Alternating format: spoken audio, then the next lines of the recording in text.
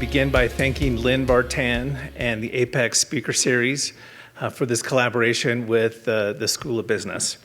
It is my pleasure to introduce our speaker today, Tara Bench. Tara Bench lives in New York City, where she has been in the food publishing industry for over 20 years, creating recipes, articles, and doing food styling for magazines, books, television, and advertisements. She worked for Martha Stewart for several years as the senior food editor, producing beautiful and delicious recipes for Martha Stewart's various publications.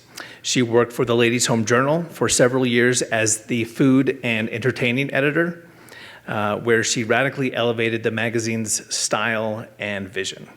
She has been on many, many television programs, including The Today Show, Fox and Friends, The Martha Stewart Show, various programs on the Food Network, and KSL Studio 5.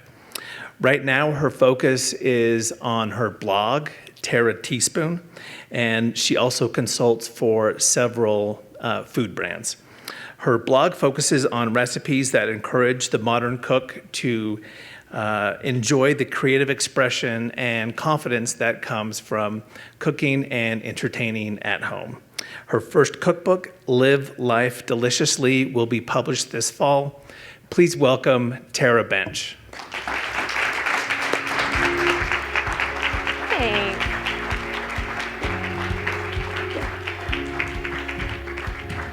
Thanks, Tyler. Thanks, everyone, for having me. I am so excited to be here. This is very fun, and what a great group, what a great place. So to introduce myself, I am Tara Teaspoon, known to many as Tara Teaspoon, and I am a reluctant entrepreneur. So I have to get that off my chest. I feel much more honest and open about talking to you now that I said that in a business setting. I am a business owner, I'm an entrepreneur, and I never set out to be one. Was never my plan. In fact, I've spent much of my professional life trying to avoid it. And I don't know what that tells you about me, but I have finally accepted my place on the entrepreneur superhighway, and I've learned so much about the journey to get here and the journey that I'm on right now. Tyler's introduction of me told you a little about my professional background and where I've been, and I'm going to tell you a little bit about how I got there, how it started, and what led me to create a business when I hadn't planned to. First, let's see, I'm going to use that one. First, pull out your phones, because half of my business is social media. Open up Instagram, follow me, and I want you to feel free to direct message me there, or on Twitter, wherever you want to direct message me, and I will answer your questions throughout the week as I can get to them. So feel free to do that. And if you would like, follow me on my blog. There's a way to sign up for my newsletters, bookmark it, whatever you want, but I am just inviting you to do that today. So let me tell you some stories, and what I'm going to do is you're going to just see some slides of delicious food and inspirational quotes along the way as I tell you my journey. First, I grew up wedged between two brothers, and I learned how to play G.I. Joe and Legos with my older brother, and I forced my younger brother to roller skate and do art projects with me until he was old enough to realize he had a choice in the matter. So I had that as my background, and in between fending off my two brothers, I was always by my mom's side. My mom is an amazing homemaker, a woman of many talents, and she is gifted in so many ways, more than you can imagine, and I was lucky enough to be her little shadow. I really loved cooking with my mom. From a very young age, she said that I was always interested, and she would sit me on the counter and let me pour in cups of flour or stir my own bowl of ingredients, and obviously let me get my hands dirty when I was quite young. I soon transitioned to the Easy Bake Oven. That was one of my favorite things growing up, and I still remember the thrill of pulling out that little baked creation from outside under that light bulb and seeing what I could produce. And they were like little mini versions of what my mom was making. And I loved that I could create that, and I could experiment, and I could add extra spice. I could cut different shapes out of my mom's biscuit scraps and bake them up, and it was thrilling. So these creations obviously often resulted in charred messes that my dad would so nicely taste and tell me they were amazing. But I knew and I learned that it was a bit of a failure, and I was learning through the process. It was my first tangible experience on how failure makes you better. I learned that those charred messes helped me understand that timers and timing were important. The overspiced biscuits taught me that less is more. And so I was learning little lessons along the way, and soon those light bulb baked creations turned into mixing up a box mix and cooking it in the real oven, a cake in the real oven, and then that moved on to homemade genoise cakes made from scratch. And I was just progressing along my journey in cooking, but making a lot of mistakes and failing a lot along the way, and that just made me better and better as I went along. So failures in the kitchen have always been part of my process, and I'm really grateful for them. They've made me a better cook, and I just simply have always loved and still love creating something to eat that I could share. And as I grew, I still was found by my mom's side in the kitchen and at family gatherings, and I loved being in the center of the cooking action. I watched both of my grandmothers cook and entertain, and they were beautiful entertainers. On both sides of my family, food was the gatherer, and most events and most get-togethers had a meal as the focal point. And whether it was a family barbecue or a holiday sit-down dinner or a early morning breakfast with the cousins or tinfoil dinners at the cabin, food was always considered and planned for and enjoyed together. And I tell you this because I think that it's that culture and those family traditions and that legacy of amazing family cooks that I learned from and that influenced me so very much. To some, these moments may seem too mundane to consider, but for me, it was those experiences and that journey through childhood that led me to my profession and one of my life's passions. When it came to me choosing college classes that might lead to my profession, I was a little bit stumped along the way. In high school, I was focused on grades and my generals and setting myself up to get into a good school. I was a 4.0 student and had an extracurricular platform or portfolio, and I ended up getting into the only school I applied for, which was BYU. I just didn't have much foresight to broaden further than what was in my comfort zone. And at BYU, I focused on checking off my generals, and when it came to narrow things down, I didn't really have a future plan. And I'll be honest, I expected my life to go along with my insulated cultural norm. I thought I would get married and live in a single income home and focus on the business of homemaking just like my mother. That was what I knew, that was what I was familiar with. And just like any expectations in life or business, things don't always go the way you think they're going to, and they don't happen as you plan them. And I wish I had known that. Don't we all wish we'd known so much more about things when we were younger? But I'm forever grateful for a chat that my dad had with me. And I'm just going to read this quote, "Life is not just the passing of time. Life is the collection of experiences and their intensity." And my dad talked to me about choosing an education based on what I wanted to do, what I wanted a career in, and stressed the importance that that foundation would have for me, rather than spending time and money on an education that was broad and not directly correlated to a path. He encouraged me to be more specific. And so this is a time that I was able to sort of say, okay, what do I want my future to look like? What are the variables? What was happening? He also said, and I remember this the most, he said to choose something I enjoy rather than focusing on what made the most money or what others thought would be the best path or the smartest choice. He talked about how much time in life is spent at work and on your career. And he knew that from experience. He spent most of his days and hours at work. And if it's not enjoyable, he said, it can be pretty miserable. And a little side note, I have seen that as I was in my career and watching other peers and people.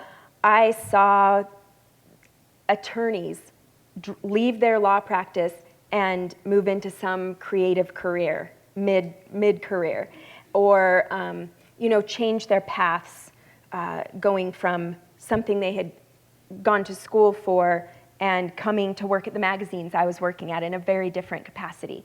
And so I was lucky that I had this background and that my dad had sort of instilled that idea in me, because I got to start into what I enjoyed from the very beginning.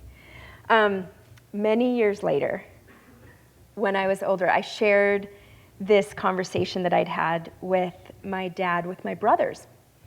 And they never said they got that advice. Theirs was very different. And they were encouraged to get a technical degree, and then a business or law degree, and then move into the corporate world. And as I look back, I think both my dad and I had the same mindset at the time. The expectation that I would get married and have a family and do what generations in the past had and only work if I needed to, and it would be a fallback. But education was important to me and my family, and so I was going on that path, not knowing why. But thank goodness for my dad's advice. I took it to heart, and I continued my journey with the mindset of enjoy what you study, because that will lead to what you do every day. And, oh, nope, I don't want to go there yet. Oh, do I? I think I do. No, I do. I'm going to read you this quote. The secret to being a good traveler is liking a place before you get there.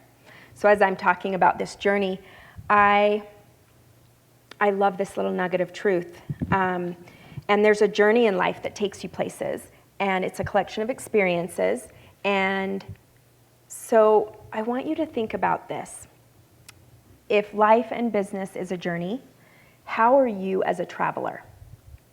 What is your style? What is your traveling style? And what is your journey going to be like? I love a story, again, from my dad's past and his journey. My dad grew up working on his father's dairy farm, and from a very young age, he was immersed in the farming life and spent hours and hours of his childhood on horseback, minding the cattle, milking the cows twice a day, maintaining the dairy, building fences, changing sprinkler pipes. And when he left the farm and that life that he knew, for college, he studied accounting and then went on to work for some very large accounting firms. And when I was very young, his work took him on many business trips, often to Las Vegas, where he would meet with investors and clients, and he was raising capital for startup companies. And my grandpa, his dairy farming father, had no experience with businesses like this, and he could not understand what my dad did or why he was doing it.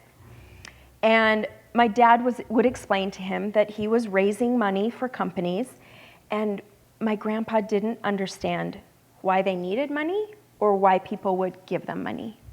And all he knew was the farming business and his world and his journey. And so it was really a completely foreign concept for him.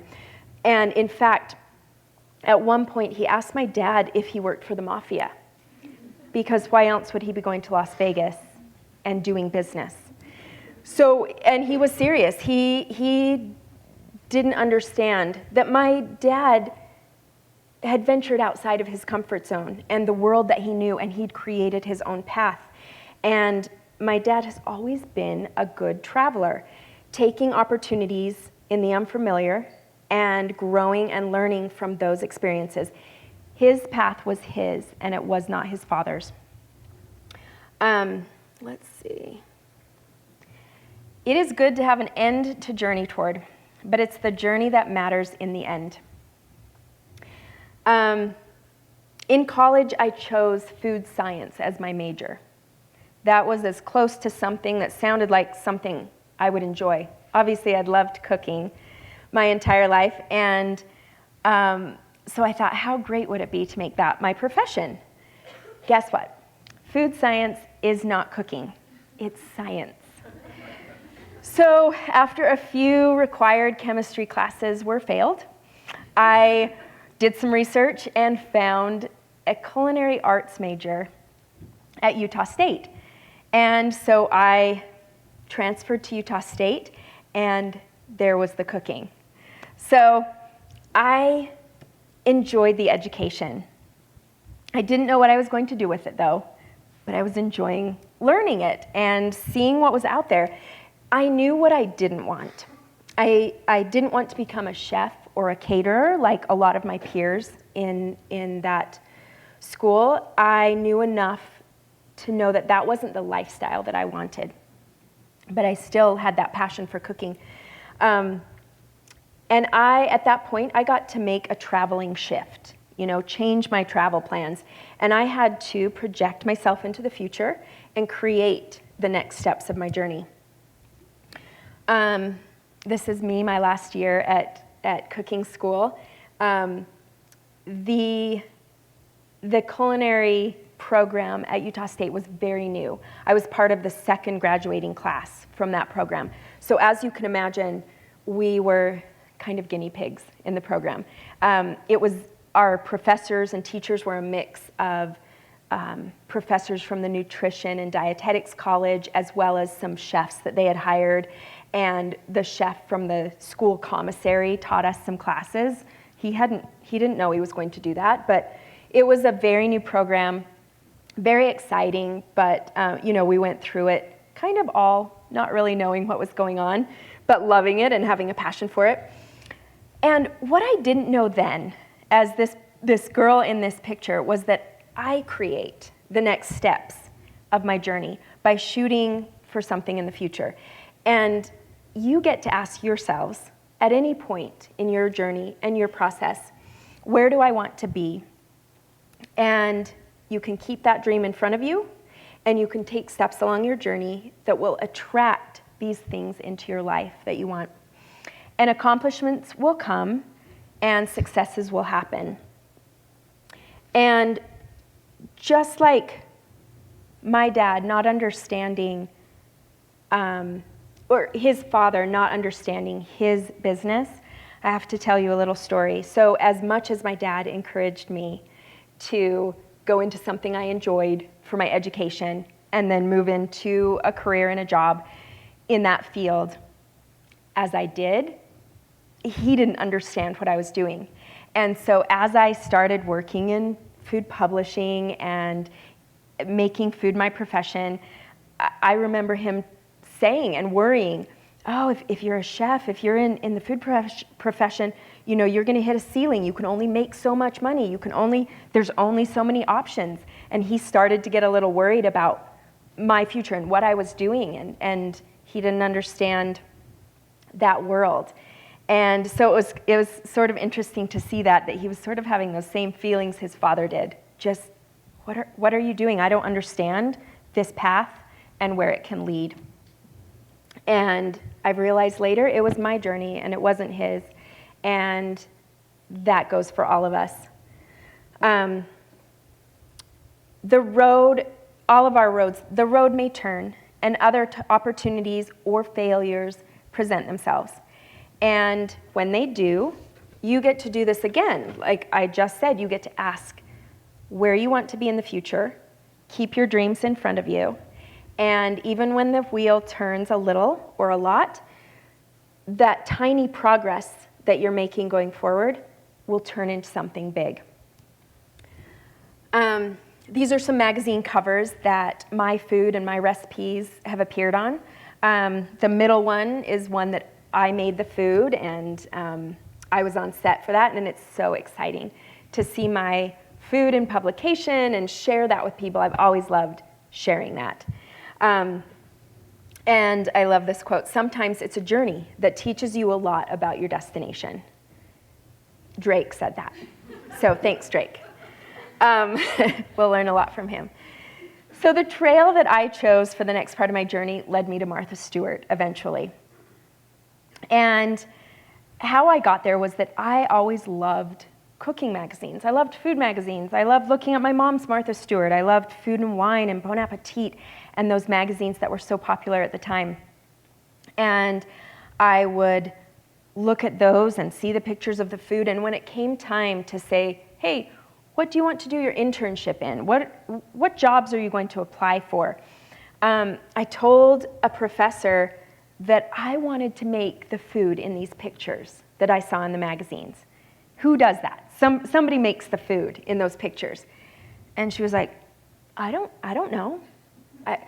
Like I said, it was a new program, and you have to understand this was 20 years before, you know, the Food Network had its giant explosion, and the term foodie didn't even exist, and cooking for fun was not really a trend. And so people didn't really know about the industry and what was out there. And so, you know, it was probably weeks or months later, this professor brought me a page that she had ripped out of a trade magazine. And it was about food stylists. And she said, I think this is what you're talking about. And sure enough, food stylists make food for pictures.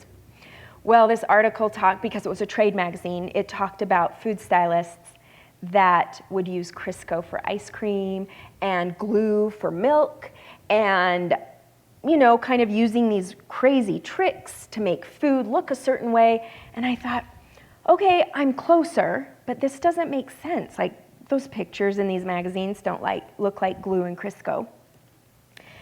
And so I began looking at the mastheads or the staff lists of magazines that I liked. And I realized that there were test kitchens at magazines, and these staff members were test kitchen director and food editor.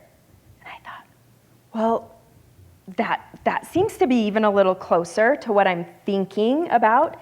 And long story short, I had my dream in front of me, and I started to make little steps towards that, because I didn't know how to leap there.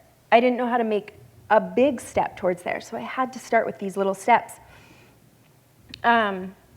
And I love this. Tony Robbins, you know, the motivational speaker, says, the only impossible journey is the one you never begin. And so there I was. I called and mailed letters to every magazine I could think of, or every magazine that I saw had a test kitchen around the country. And this was before email was very big. We had college email addresses, but that's about it. And so I was literally looking in the fine print of these magazines to see the corporate headquarters phone number and saying, can I talk to your test kitchen director? And started this journey and just was kind of digging into where I wanted to be. And got letters back, got a few responses on the phone from, these corporate editors, and most of them said, no, we already have our interns, or no, we don't take interns, or what's Utah State, what? So there was only one test kitchen director that said, maybe, and that was Susan Sugarman at Martha Stewart. And she said, we usually only get our interns from the CIA, which is the Culinary Institute of America. And that's a big deal. That's a big culinary school. And she said, but I'll consider you if you want to fly out to New York and cook for me and apply. She said, I'll consider you. So that was my only in of all the magazines that I had mailed in the country. So I was paving a new trail. I didn't know where I was going. This path had never been taken by anyone, especially from Utah State University. So I was taking little steps. And I was starting on this compound effect that the success mentor Darren Hardy talks about. He talks about how tiny progress and baby steps over time is like the inertia of a flywheel. And a flywheel is a mechanical device that's designed to store rotational energy. And you may have experienced a flywheel inertia on a stationary bike, where it's hard to get those first pedals going, and then as the wheel starts going and that mechanism starts to save that inertia, becomes much easier. You're still taking little steps, but they're much easier. So he compares this tiny progress to that flywheel, and once you build the momentum and you get more steps in, it starts to fly and it starts to propel itself. And so those steps for me got easier over time. And those tiny steps for me were making the calls, sending the letters, flying to New York, being open to moving to New York, and taking those little steps into the unknown. I didn't have the rest of my life planned out. I was simply making the most of the opportunities that I had. And I got the internship at Martha Stewart in the test kitchen. And this is the test kitchen that I interviewed in and spent many years working in. And it was on the 11th floor, I believe, on 42nd Street and 5th Avenue. And it was very exciting. I found an apartment within walking distance so I could walk to work. And it was one of the hardest, scariest, and most amazing experiences of my life to be there and work there. And I have to tell you a little bit about how I was hired. So Susan Sugarman was the one that I met, and she met me at the front desk, and I knew I was going to cook for her that day. So we had prepared in advance, and they had bought me ingredients and set everything up in the test kitchen. And so we went from the front desk, and she's like, all right, we're going to go downstairs to the next floor where the test kitchen is. And that's where the photo department was, and I was seeing the insides of a magazine for the first time. And I don't think I expected to see Martha Stewart there. I don't know that I had that in my head. But we walked down the stairs, and she was standing there talking to people. And I was like, I'm 5 feet about, and she's 6 feet. And so we walked by her. We didn't say hi or anything, and it made me even more nervous. But I was in the same place as Martha Stewart, and I just couldn't even believe it. It was so exciting. And I completely botched my cooking interview. I was a student, and I was just learning. And even though I'd been cooking my whole life, it was such an interesting experience. Susan gave me a few recipes and a few tasks to do. I had to make this cake that she had given me the recipe for, and I had to cook pasta al dente and chop an onion to medium dice and things that she could sort of measure my cooking skills with. And one of the things was she wanted me to make a 3-egg fluffy omelet. I thought, I got this. I know how to make an omelet. So I was in the back of this test kitchen, whipping those eggs and aerating them so that it would be fluffy, cooked it up, plated it for her, and had her taste it. And it needs more salt, and it's not fluffy. Make it again. I was like, okay, all right, she's giving me another chance. So I go in the back of the kitchen, whisking that again, even more air, make it, add a little more salt, and present it to her. And she's like, pokes at it a little bit. She's like, it's not fluffy. Make it again. Third time.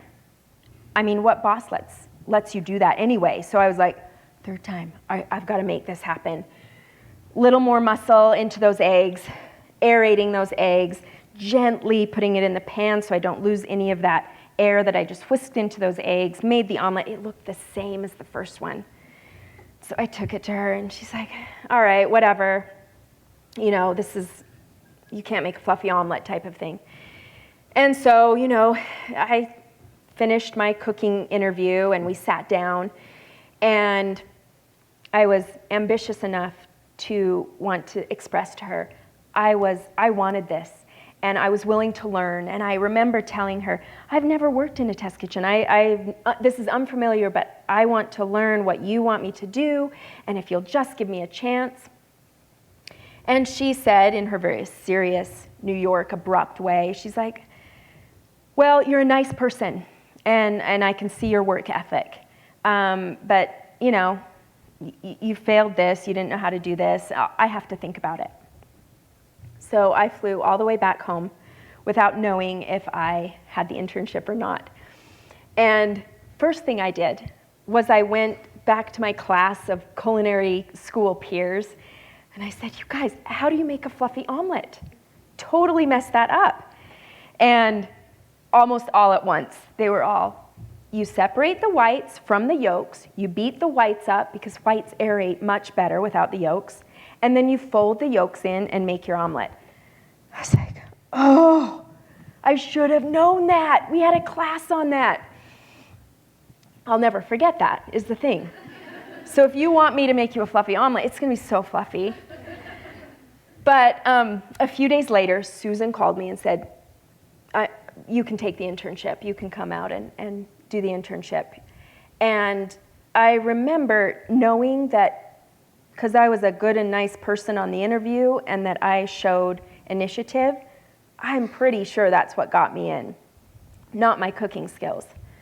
So that was a fun lesson to learn, because that has helped me and propelled me as I go through my career in saying, hey, how do I want to be as a traveler? How do I want to behave? And what am I putting out there? So there were, oh, there she is. So I think I missed that slide, guys.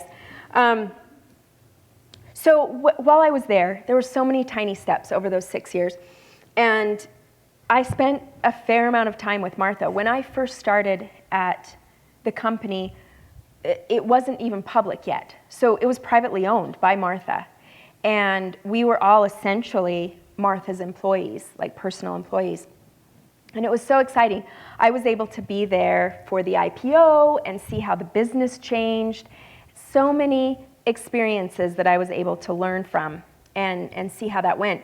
And a few years into being there, I was able to be on her new everyday TV show with her, and lots of other fun experiences, and fly on her private plane up to one of her houses with her really mean chow chow dogs. And I'm not good with dogs. That was a really scary experience.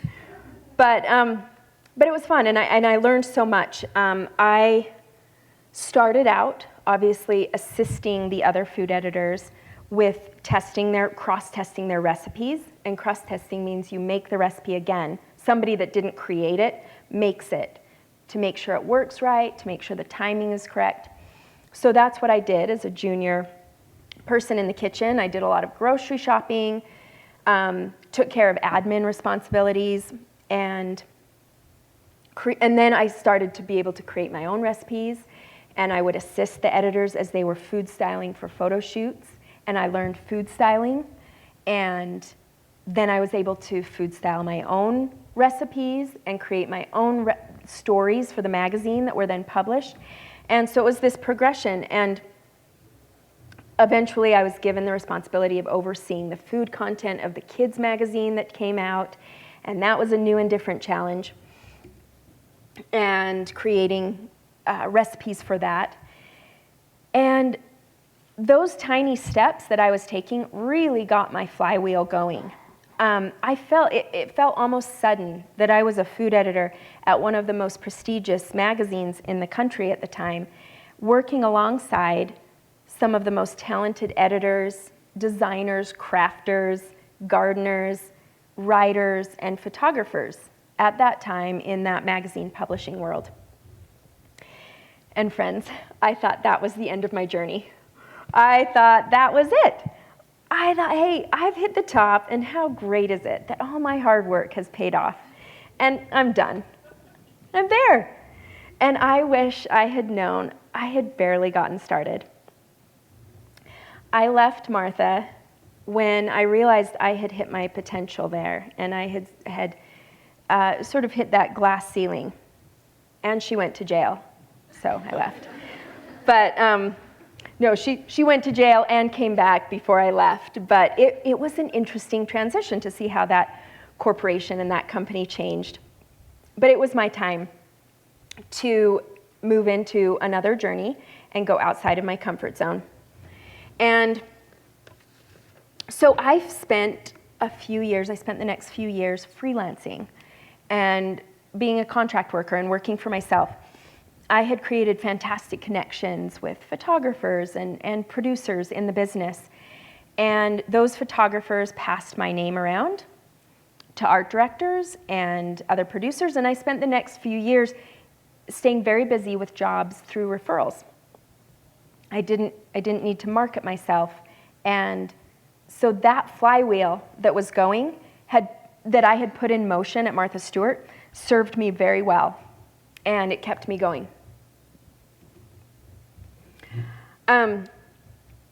A few years into my freelance time, I was offered a freelance gig for a few months to fill in for the exiting food director at Ladies' Home Journal magazine.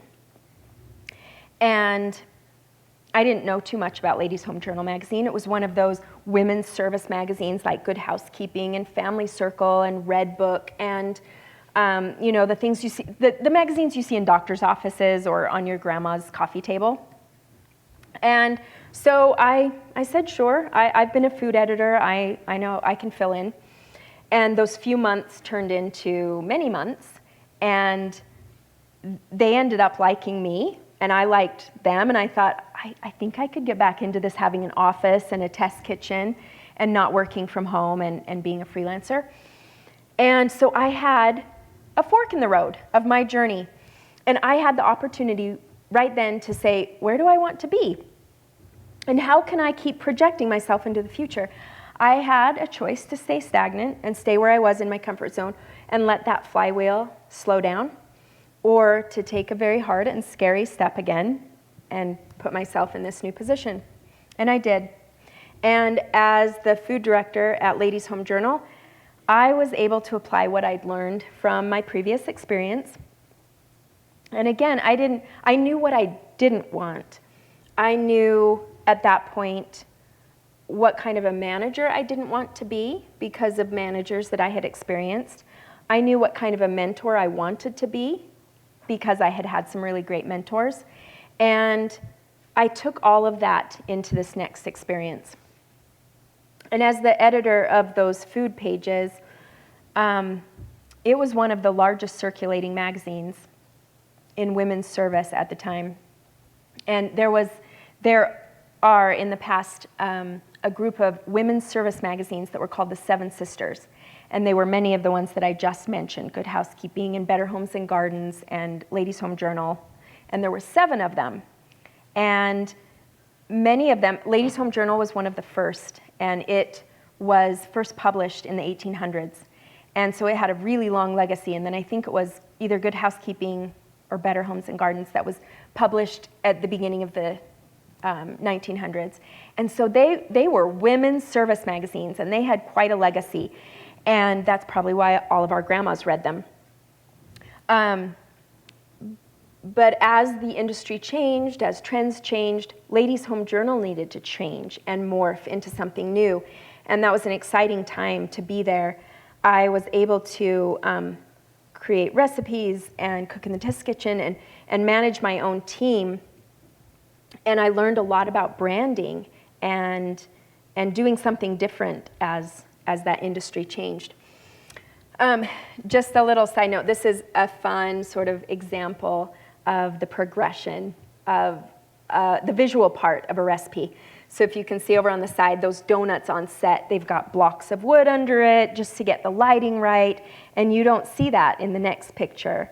That's the final shot, and it's beautiful, and you don't see any of the crumbs and messes. And then the next shot is how it's laid out in the magazine and how wonderful it looks, and it came from that funny shot with wood blocks in it. But I was tasked with the job and able to create a new outlook for those food pages. And we changed those pages into more of a conversation with the reader rather than we're the editors, we're the experts, we're going to tell you what to do. And that's what I was familiar with at Martha Stewart. She was, the best, she would create the best recipes and say, this is the best way to cook a turkey and this is the best way to do something. And we've tested it and we've done it. And that was my mentality. So this was a really interesting change to say, hey, let's converse. You probably have a great idea, and you probably do, and I know how to do this. Let's share. And we would, they were able to interact with us a little more as editors, and we sort of elevated the dialogue to a more modern situation. We had social media now, and the editors, I was going on TV spots as the editor of a magazine and sharing these experiences and featuring bloggers in the magazine pages. So it was much more interactive and very different. And I started to create that content that people wanted to share instead of just read. So I was learning that. It was so great. And in recent years, we've all seen the magazine industry change and parts of it dissolve. Magazines started closing, and along the way in my job, I had to take on more in order to keep my journey going. And so I quickly had to learn how to do sales calls, presentations in marketing meetings, these appearances. I had to learn social media and how to do that on a professional level, and other things that were very outside of my comfort zone. And as my friend has said, life is best lived on the edge of our comfort zone, which is sometimes hard to swallow. I was constantly presented with opportunities to stay in my bubble or expand my experience. And in order to learn and stay pedaling and keep up, I watched. I watched my superiors. I watched other people in leadership positions. I watched the art directors. I watched the photographers. I observed how people worked together, not because I wanted their jobs or I was interested in their path, but I realized that all of us worked together to sort of keep going, and I wanted to know what my part of that process was. I honestly I think I was afraid. I never wanted to fall out of this wonderful job that I had into obsolescence. And I wanted to make sure I was bringing to the table something no one else could. I was willing to take on these other jobs and responsibilities in order to stay relevant. And these tiny steps and pedals to keep my flywheel going were compounding on what I already had done. The magazine world is ever-changing, and after 139 years in publication, Ladies' Home Journal was shuttered. And my journey began to zigzag, and wheels turned, and there were hills and a few rough roads trying to figure out the next part of my journey. And that is quite a way to learn. I was forced to keep going, because if you stop at that point, you'll roll back down the hill. And so I found myself in such an interesting place. I had found so much success and had so many achievements, and at times felt like my journey was done. I was at the top. At Martha Stewart, I had hit that glass ceiling and was at this very popular magazine in a very prominent place. And then I had spent time at one of the country's largest circulating magazines, and that was where I wanted to be. That's where I thought I was traveling to, and I liked it. And I like this. This was very pertinent. The one who falls and gets up is so much stronger than the one who never fell. Really, in my mind, I had success. The journey was over, and my destination was reached. And that was not the case. No. I took steps back into freelancing again, thought, okay, I'll start over a little bit, don't know what's coming. And you know what I realized? Things were different. This was coming on 10 years, it was about 7 years since I had freelanced again and been in that contractor world. And at this point, I couldn't just go back to being a food stylist or a recipe developer for brands and magazines. So many magazines were closed at that point. And I also realized that over the years, I had developed such a passion for sharing recipes with people and connecting with them through food. And I could see that in order to move forward, I needed to create a brand. I needed to be a brand. I had to create that brand around what I was doing in order to be relevant in this new market. So many of my contemporaries at that time, food stylists and recipe developers, had a presence on social media or they had a website. And so I got online and I created a free website. I started putting my recipes up there for another reason, that I had so many people coming to me and saying, oh, where's that recipe for that bread you made? Or I really need a really good tomato soup recipe. And all of those recipes that I had created over the years that weren't on the Martha Stewart website were gone. Ladies' Home Journal had shut down their website. They had shut down their magazine. And so it was my recipes that weren't out there anymore, and I just loved sharing them so much, so I started to put them on this website. I met a woman who's now a dear friend, my friend Melanie, who at the time was doing some marketing work a few hours a week for a few bloggers. And she heard what I did and a little about me, and she suggested I start a blog. Now here's the thing.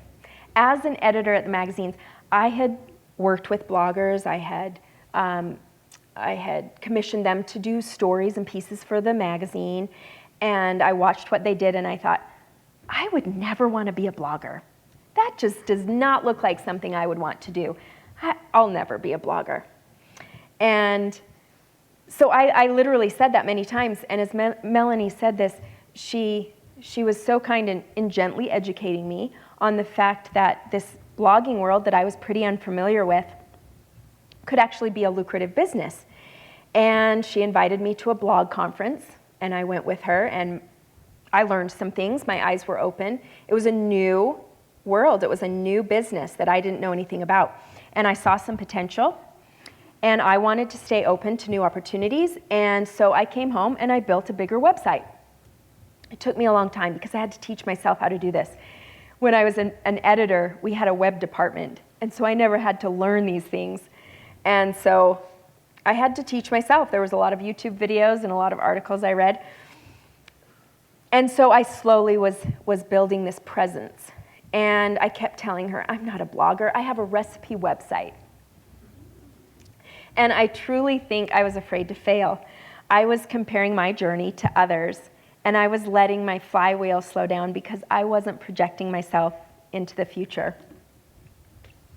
Thanks to Melanie, she nudged me into taking those little steps in my next direction. And one day I was explaining to a friend what I did for a living, and it was very convoluted. It was a little of this and a little of that, and I have a recipe website and I food style, and I didn't even know what I did. And Melanie said, Tara, you're a food blogger. And it took me a long time to say, I am. I'm a blogger, and I'm a business owner, and I'm an entrepreneur. And it's a journey that I never expected to take. And it was a complete direction shift for me.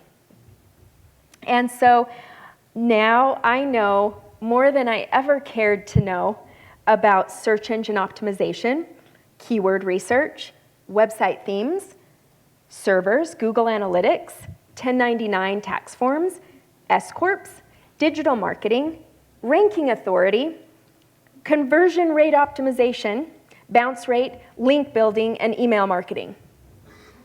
Those were all foreign to me a few years ago. And I now know how to produce a $30,000 brand content creation project out of my small studio in New York.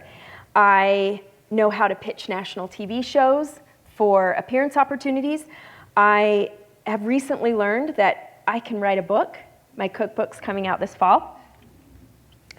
So I've moved in a very different direction. So many times I have wanted to say, and I have said, I can't do this. I don't want to do this. I don't want to run this entire business myself. I'm not good enough. I don't know enough. But I've learned that through lots of mistakes, this part of my journey, this jump into entrepreneurship, has been full of mistakes and missteps, bad hires, financial decisions that were not good for my business, project decisions that weren't good for my business, more failures than I ever expected. So my older brother is an athlete in his spare time. He's a bodybuilder and he loves CrossFit. And he lives his life and business career using the values that and the motivation that passion of his requires. And so sometimes I work out, not very often. Often when I do, I feel such adulation for myself that I call to tell him that I did one of his WODs, workouts of the day. And I'm usually calling to complain that I'm really sore and I want pity. And I tell him I did some squats and now I can't go down the stairs to the subway. And he says, great, now do it again tomorrow. And then do it again the next day and add a set. And then do it again the next day. And he says, after a few days, you won't be sore. And I say, if I don't do that after a few days, I won't be sore. Why would I do that? And he knows that if I pick up, and if I get up, and if I start again, and I do another set, and I do it better, that I'll get better, and I'll get stronger. And I have yet to be consistent with that in the gym, but I know that that works in my business. And when I do that, when I am building this brand, I have to pick up, and I have to get up, and I have to start again a lot. And the intent, the mission of my brand has changed multiple times.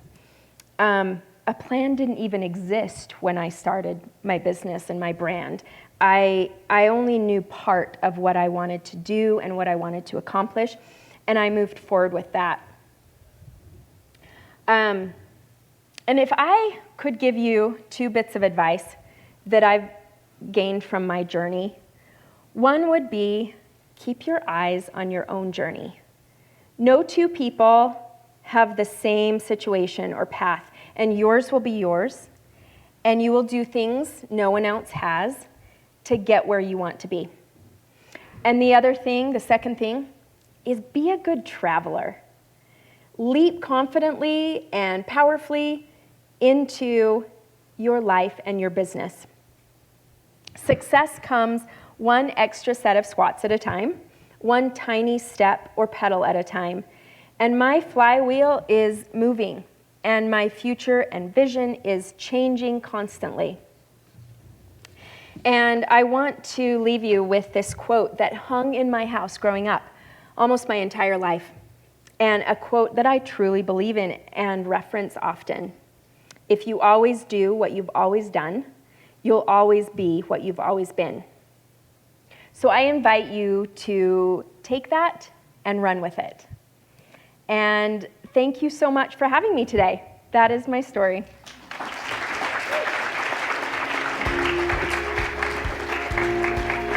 Thanks. I'm going to grab this. Thanks. Okay. Well, let's see. I don't sound like I'm on. Am I on? Yeah. All right. Thank you so much. We just have like 5 minutes, and I want to ask you about the new book, because I'm sure everybody went, oh my gosh, she has a book coming out, I want to hear. So can you tell us a little bit more about the new book? Yes, it's been quite a journey. I signed my book contract with the publisher over a year ago, and I thought that's plenty of time to write a book. And I thought, I've been in the publishing industry for almost 20 years. I can do this. I've seen it done.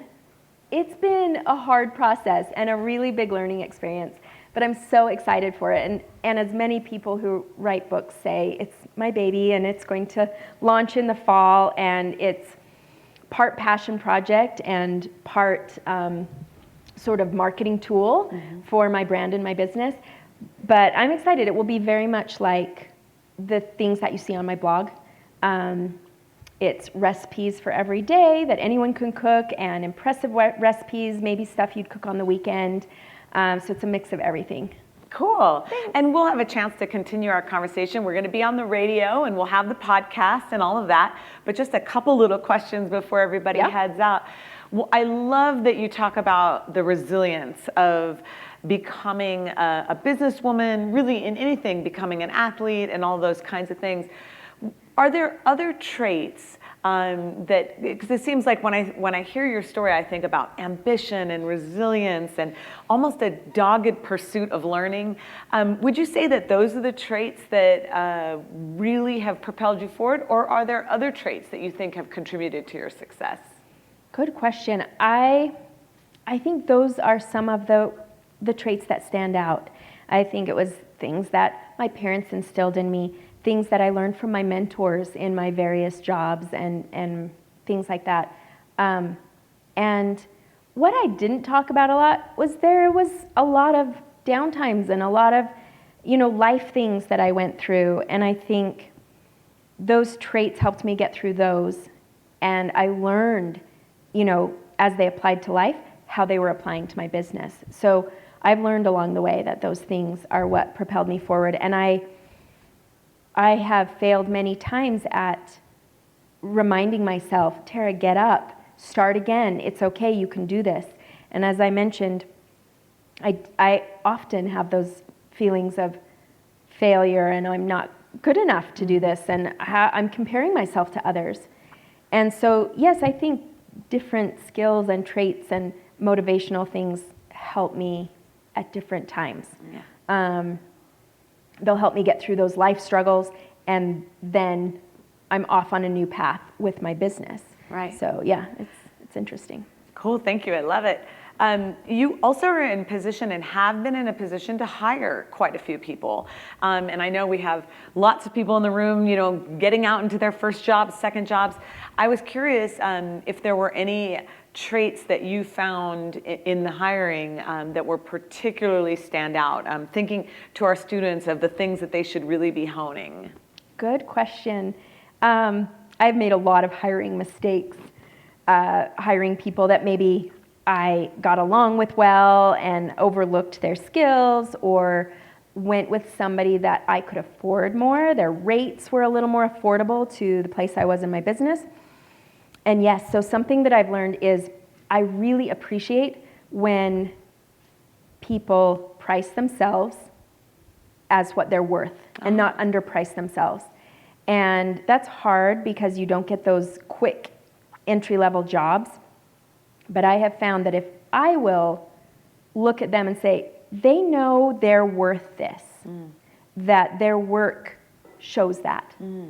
And when somebody has underpriced themselves, or, kind of has that, well, I just want to get these quick jobs, and so I'll give a lower rate, or, you can kind of tell later on that their work reflects that. And so I would just say, price yourself for what you're worth, and know your worth, and know your skills, and maybe even project yourself a little further than that. Because that attitude, I find if someone has that within them, it reflects in their work, and the connection is better, the work is better. There's just a better, feel of business there. And I don't have any full-time employees, so it is a very new world with hiring people as VAs or virtual assistants. Right. And that's something that I've learned is you can do a lot of jobs from anywhere. Right. One of my employees lives in Mexico, and we do video conferencing. And so it's a very new way to do business, and I would just say be open to all those opportunities. Cool, thank you. Yeah. And one last question, which is sort of a fun and playful one. Do you have either a favorite recipe of yours, and I know that's probably a ridiculous question to ask. Not at all. But favorite recipe of yours, or a most perceived favorite or most asked for recipe? Or are they different? Yes and no. Yeah. My favorite food is chocolate chip cookies. All right. I've always loved a good chocolate chip cookie, and so that's my favorite recipe. It's crunchy or chewy? It's a little soft with the crunchy edges, little butter, but that's my favorite recipe to share because everyone always loves it. But yes, I have all sorts of gourmet recipes and fancy cakes, but I love a good chocolate chip cookie. And I have to say with that question, one of my favorite recipes that I've ever developed and created was many years ago at Martha Stewart. I created homemade A.P.E.X. And I love it. It's one of my favorite recipes. It's a homemade marshmallow, and I practiced as I developed this recipe. I figured out how to pipe it out of a piping bag to look just like a peep and cover it with sugar. And that was one of my favorites. Nobody ever makes them, but it was one of my favorites to create. That's great. Well, thank you for those. A homey one and then a really fun one too. Yeah. So, well, we will continue the conversation later today, but on behalf of everybody at Southern Utah University, thank you so much for being here and thank you for your time. Thank you for having me. Thanks.